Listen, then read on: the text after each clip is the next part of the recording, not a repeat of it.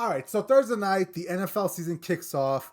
The Buffalo Bills travel to LA to take on these defending Super Bowl champion Los Angeles Rams.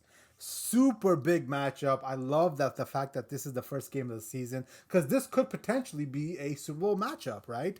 So let me turn over to you real quick. I will break it down from all angles. We'll break down the Bills side, the Rams side, all of it. But let me get your initial thoughts on the game and what you think you'll see out of the Bills on Thursday night. I mean, this is going to be a great game, and like you said, Jay, this is what pretty much every sports book, every pundit, every fan has as a possible Super Bowl matchup in the Buffalo Bills and the Rams. And just to be completely candid, I think if we rewind the clock and let's say the Bills hold on for 13 seconds against the Kansas City Chiefs, Cincinnati has to go up to Buffalo, I believe, to play in the playoff game. I think Buffalo wins. They steamroll. They go to the Super Bowl, and I think it would have been a lot closer matchup between the Rams and the Bills last year. But getting to this year, hell of a matchup. The schedule makers did it absolutely right. I think Josh Allen is going to pick up right where he left off. Gabe Davis had that coming out party per se last year, and I think that's just going to continue.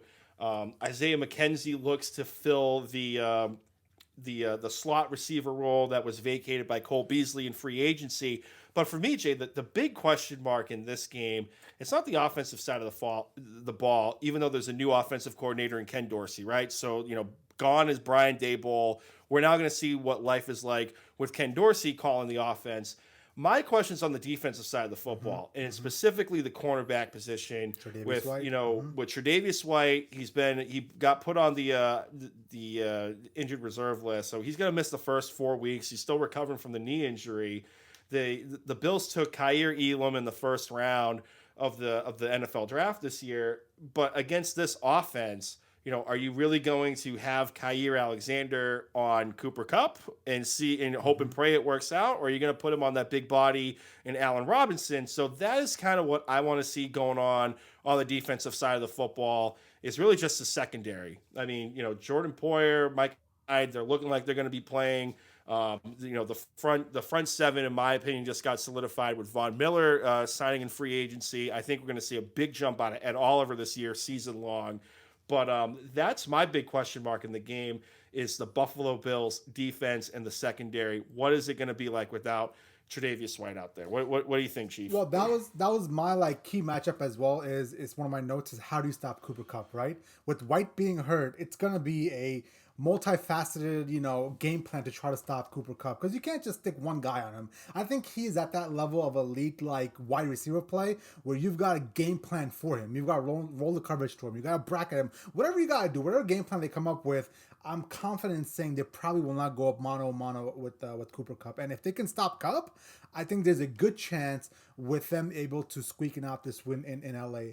On top of that, you've got the whole Matthew Stafford elbow thing. But before we get to that, I really want to hit on the fact that when I was doing my prep for this show and I was looking over some of the Josh Allen numbers, I was kind of blown away by just how well he played the last 6 games of the season.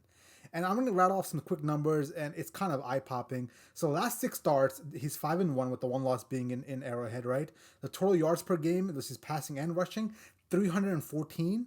Touchdowns, 17 touchdowns in 6 starts, 4 interceptions, and a passer rating of 101.8.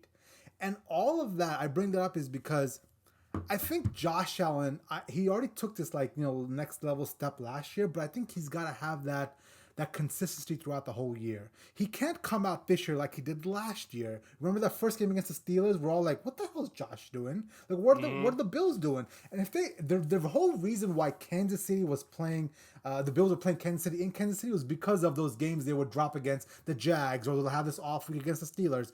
All that this year, they've got to eliminate that. If they want to be a truly elite team, a truly great team, you've got to be able to go from week 1 to week 17 and be consistent. And that's generally speaking what Super Bowl teams are. Yeah, you'll occasionally have those crescendos at the end of the year, but for the most part, there's a backbone to most Super Bowl champion teams that are great from week 1 that lasts for the rest of the season. Now, the one thing I do want to see is I want to see if Gabe Davis can also keep up his high level of play.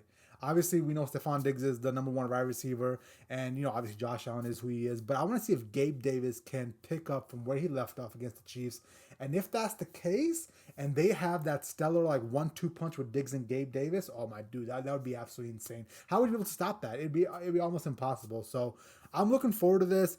I'm leaning with the Bills right now just because simply I've become a huge Josh Allen fan. We talk about this all the time. I used to be his biggest critic.